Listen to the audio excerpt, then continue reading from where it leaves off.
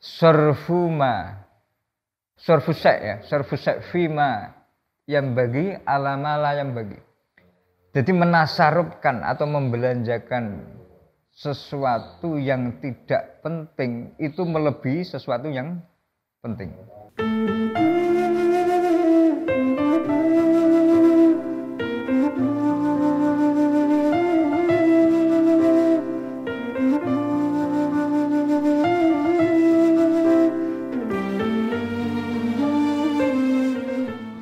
Assalamualaikum warahmatullahi wabarakatuh. Alhamdulillah kembali lagi kita dalam acara podcast Ma'al Hasani, ruang bincang santai ala santri. Dan di sini saya sebagai host akan menemani Anda semua dalam kurang lebih waktunya 30 atau 20 atau 30 menit. Dan perkenalkan nama saya Muhammad Faikun Nuha. Saya sebagai host. Dan di sini kita kedatangan narasumber. Beliau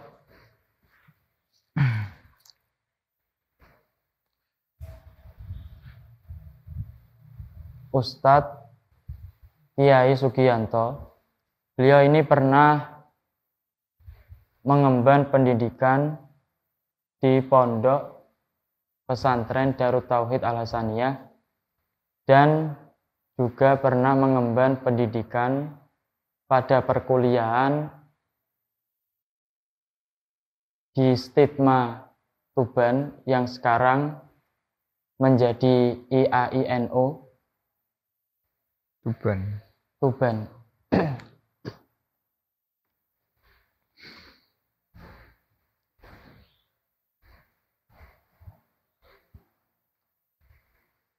Dan di sini kita akan membawakan tema gaya hidup frugal living atau gaya hidup hemat masyarakat pedesaan.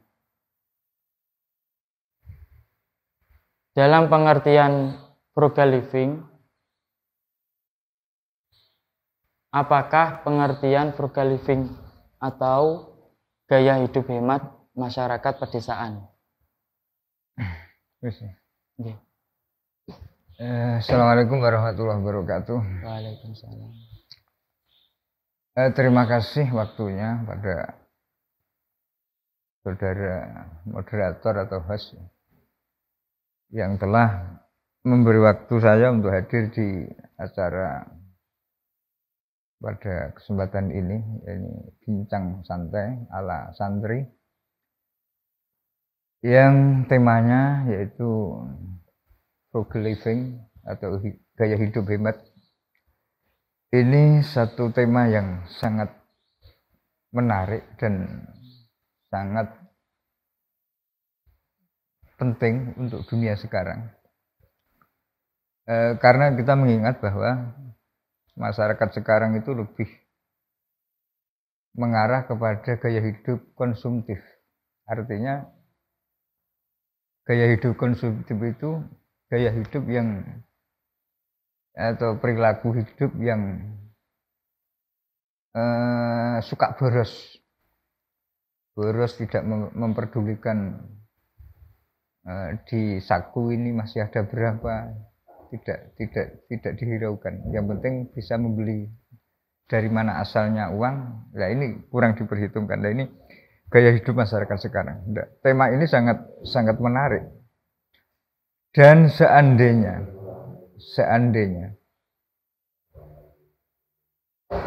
ini nanti kita bisa merumuskan dan memberi satu rumusan yang bisa kita terapkan di tengah-tengah kehidupan kita. Maka ini akan menjadi satu kontribusi yang positif di tengah-tengah kehidupan sosial. Terkait tema ya, frugal living di masyarakat pedesaan. Masyarakat sekarang ini, masyarakat pedesaan itu kalau kita lihat sekarang itu koyo-koyo pedesaan dan kota itu hampir tidak dibedakan dari segi gaya hidupnya ya. Kalau dari segi tempatnya memang ya desa itu ya di tempat yang biasanya itu daerah-daerah sepi terus terpencil terus secara struktur pemerintahan pemerintah oleh kepala desa dan masyarakatnya tidak heterogen tapi homogen. Tapi untuk masyarakat perkotaan, nah ini yang sekarang ini nampaknya itu tidak apa ya begitu beda antara desa dan kota. Karena orang desa, ini sejarah. Dulu orang desa itu kalau ketemu orang kota itu isin, malu. Tapi sekarang kan enggak. Nah ini seakan-akan gaya hidup desa itu sudah hampir sama dengan gaya hidup masyarakat di perkotaan. Nah, terkait dengan gaya hidup hemat atau frugal living, nah ini yang mulai tergerus dengan adanya era digitalisasi terus era sekarang ini yang dulunya masyarakat desa itu terkenal dengan neriman, qanaah, gaya hidup dengan yang seadanya. Sekarang itu sudah mulai tergerus. Ya, gaya hidup yang sedemikian itu mulai tergerus sehingga ya itu konsumtif itu yang dulunya itu banyak yang melaksanakan itu orang-orang kota, sekarang orang desa sudah melaksanakan itu. Sekarang makan saja pakai online ya. Beli jajan tidak mau di tempat tetangganya, tapi milih online. Dari mana itu datangnya tidak tahu. Kan online itu terkesan lebih gaya. Nah, mereka berpikir semacam itu. Nah, itulah yang mungkin menjadi permasalahan hidup sekarang. Jadi gaya hidup sekarang itu kadang masyarakat tidak mempertimbangkan tentang kondisi yang ada pada dirinya. Sehingga gaya hidup yang besar itu membutuhkan biaya hidup yang besar juga. Nah ini kalau tidak imbang ya. Kalau tidak imbang antara gaya hidup dan biaya hidup atau sumber kehidupannya, sumber penghasilannya maksudnya, itu tidak imbang. Nah ini yang akan terjadi malapetaka. Ya, malapetaka. Ya, itu mukadimah saya untuk apa? Frugal living. Jadi kita melihat dari fenomena yang ada, kejadian di masyarakat, bahwa sekarang itu tidak desa dan kota sama. Apalagi gaya hidup dengan derasnya arus informasi, terus gaya hidup dunia sekarang yang masyarakat digitalisasi dan lain sebagainya itu merubah gaya hidup yang dulunya qanaah, terus contoh santri saja ya. Dulu di pesantren itu kan masak rata-rata, sekarang tidak ada kan? Tidak ada pada jajan, pada kos, terus kenapa? Ya karena kebutuhan ya, karena kondisi situasi dan kondisi sehingga merubah gaya hidup yang dulunya seperti itu sekarang seperti ini. Nah, itulah. Oke, monggo dilanjut. Ya, dalam menyikapi gaya hidup frugal living, bagaimana kita menyikapi gaya hidup frugal living atau gaya hidup hemat yang notabene kita sebagai santri. Sikap kita terhadap, nah itu kan satu yang bagus ya, memang bagus. Cuma sesuatu yang bagus itu kadang penerapannya itu butuh perjuangan ya. Butuh perjuangan dalam menerapkan satu konsep yang bagus. Hidup hemat ini kembali ke kedewasaan kita dalam berpikir. Jadi al-israf itu sorfu syai'i fima yang bagi alama lam yang bagi, itu israf. Sorfuma, sorfusek ya, sorfusek fima yang bagi alamala yang bagi. Jadi menasarupkan atau membelanjakan sesuatu yang tidak penting itu melebihi sesuatu yang penting. Itu israf. Jadi konsep hidup hemat itu memang ajaran Islam ya. Bahkan Rasulullah juga cuma mewanti-wanti kepada umatnya bahwa weteng atau perut itu tidak terlalu kenyang. Itu akan menjadi buruk. Jadi sesuatu perut terlalu kenyang. Mulane ya kulu washrubu wala tusrifu. Kulu washrubu wala tusrifu. Makanlah kamu, minumlah kamu, tapi jangan berlebihan. Innallaha la yuhibbul musrifin. Sesungguhnya Allah tidak suka, tidak mencintai orang-orang yang berlebihan. Lah, konteksnya berlebihan atau kebalikannya itu hemat. Hemat itu dalam arti berhati-hati dalam membelanjakan apa yang kita miliki. Misalkan uang 1.000, di uang 100 atau 50 gitu. Isine cukup, ya jangan dibelikan sesuatu yang tidak penting.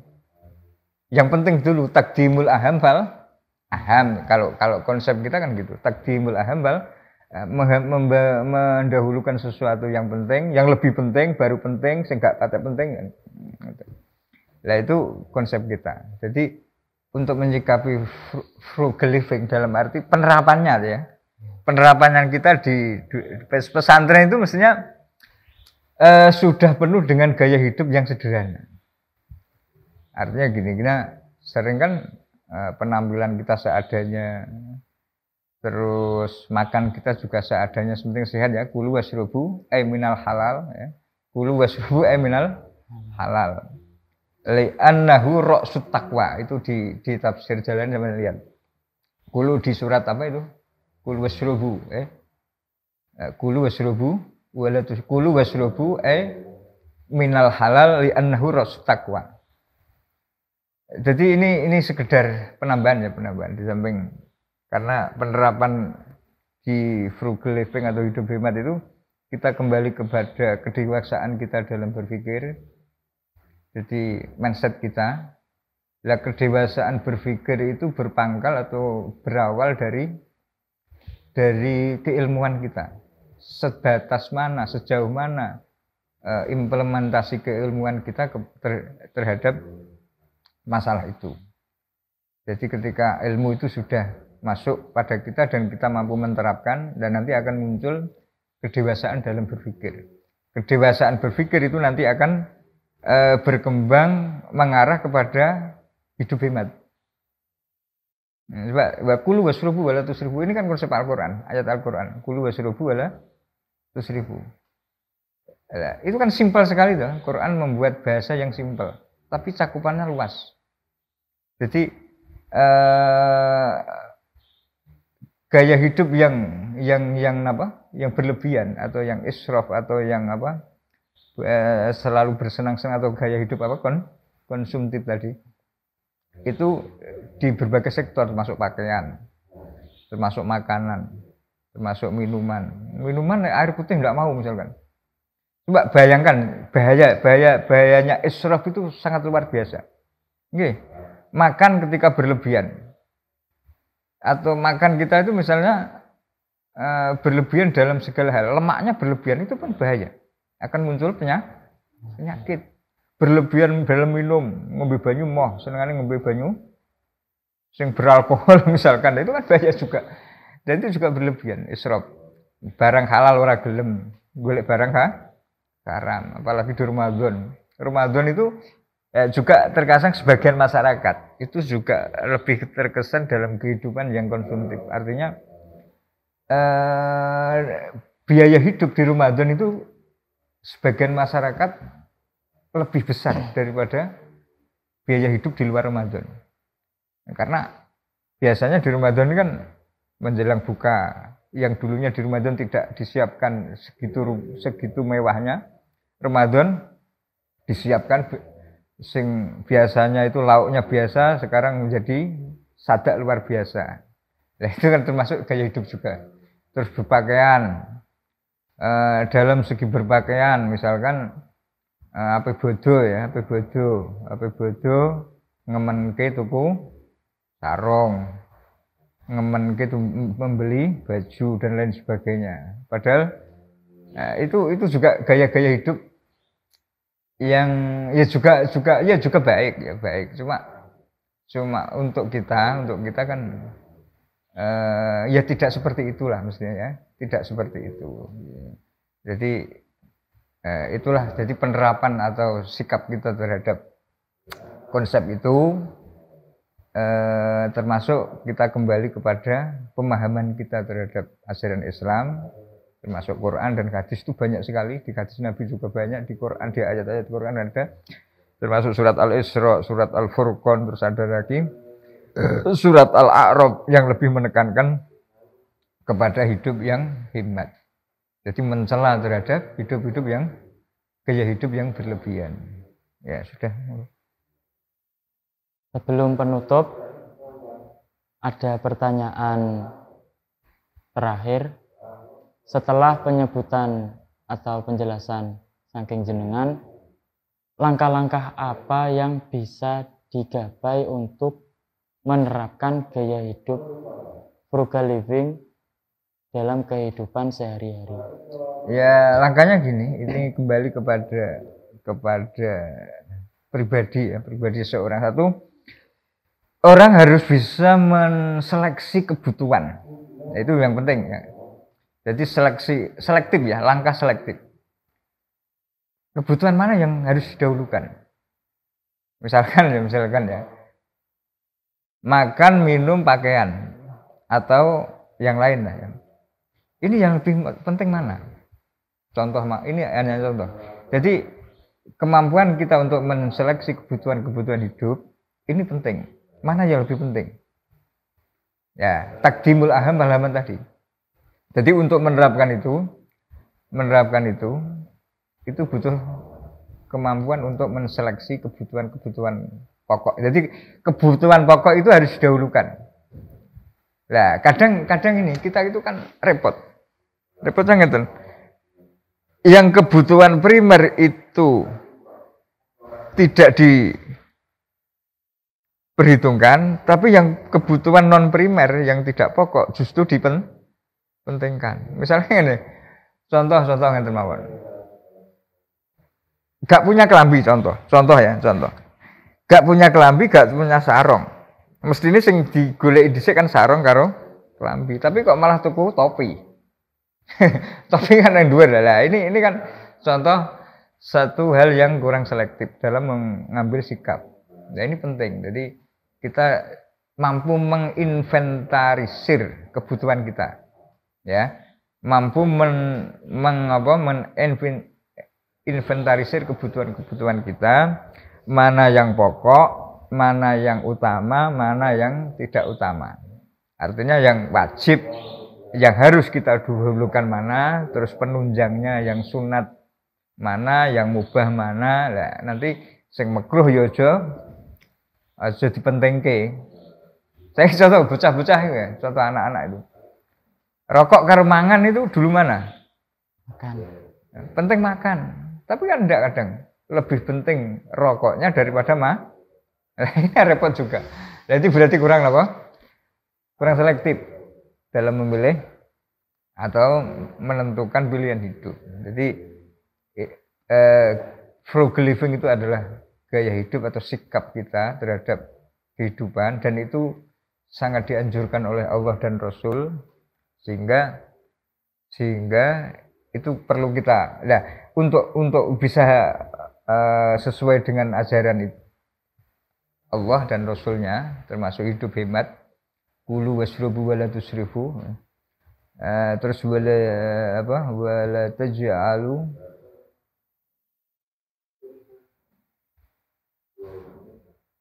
taj'alu aidiakum maghlulatan ila unukik. Janganlah kamu terbelenggu tanganmu di lehermu. Artinya sikap hidup antara berlebihan dan kikir. Lah ini yang harus dibedakan. Kadang ngeten. Kikir apa? Medit ya. Berlebihan itu juga tidak boleh.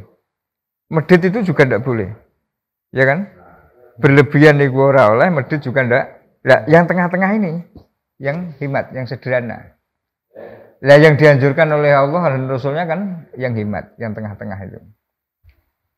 Nah ini butuh proses ya, butuh proses termasuk kalau ingin melaksanakan konsep itu dalam rangka hidup hemat, ya langkah kita ya juga itu apa?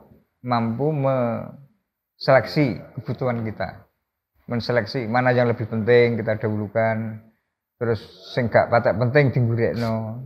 Lah nek misalkan contohnya adalah di duit 50.000. Kebutuhan satu hari yang penting apa?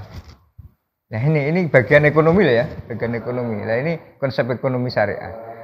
Nah untuk itu ya kita mengharap semoga gaya hidup hemat atau sederhana dalam kalau bahasa Al-Qur'an itu wasaton, tengah-tengah atau apa moderat atau gaya hidup sederhana ini sangat dianjurkan dan Allah juga menyayangi orang-orang yang hidup hemat, bahkan membenci orang-orang yang hidup berlebih-lebihan. Dan Rasulullah juga gitu, banyak hadis yang menekankan atau menganjurkan bahwa umatnya termasuk kita semua agar berperilaku hidup hemat dan sederhana, dan artinya berhati-hati dalam membelanjakan sesuatu yang kita miliki. Jadi tasarrufnya itu kita tepat. Ya itulah yang menjadi harapan kita, dan semoga kita semua juga diberi hidayah Allah untuk bisa melaksanakan hidup sesuai dengan ajaran Allah dan Rasulnya. Oke, cukup. Oke. Terima kasih atas penjelasan saking jenengan. Semoga ilmu yang jenengan sampaikan bisa diamalkan oleh teman-teman sekalian. Kurang lebihnya saya mohon maaf. Wabillahi taufik wal hidayah. Wassalamualaikum warahmatullahi wabarakatuh. Waalaikumsalam.